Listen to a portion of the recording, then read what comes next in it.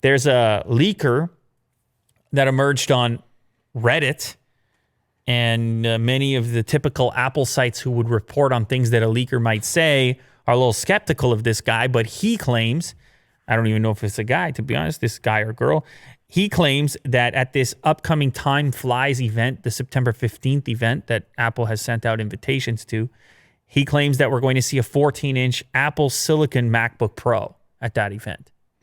And, of course, this would be the very first Apple Silicon, with the exception of that developer unit, Mac Mini, that they sent out. This would be the very first commercially available Apple Silicon computer that somebody could buy. And apparently this unit, the internal GPU in the unit, would be comparable to a Radeon Pro 5500M, and the overall performance metrics would be in line with the current 16-inch MacBook Pro, obviously much bigger MacBook Pro. That's the current flagship MacBook Pro, I suppose, and they could do it with their very own chip in there. He also mentions that that 12-inch MacBook, ultra-portable MacBook we talked about on a previous episode, and the rumored 24-inch iMac, which looks like an iPad on a stick, he says those are coming too, but they may or may not show up at this event. Of course, a lot of speculation around this event. With the title Time Flies, many expect it's going to have a focus on the Apple Watch and the Apple Watch upgrade to the next version. But Apple's going to probably want to pack a few other things in there. And if this is to be believed, I think this could be kind of interesting to finally see that Apple Silicon we heard a ton about show up inside of and I don't know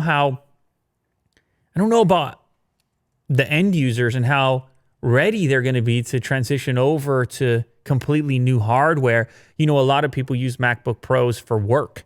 A lot of people use MacBook Pros on mission critical tasks. Is there going to be any apprehension to shift over to Apple Silicon when it comes to considerations around compatibility? I know you're showcasing right now how this transition may be helped via software. But you know how this goes, Will. You run an update some days, you're like, oh, my stuff is busted, because it's a very specific scenario by which you get work done. Right.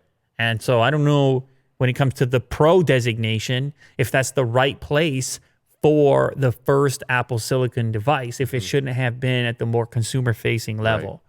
Right. I don't know. I'm just a guy talking. That's that. But anyway, apparently it's possible we get a 14-inch MacBook Pro, which could be actually a size that could get people excited as well, because the MacBook Pro's always been large. Yeah. And this one's going to be presumably more portable.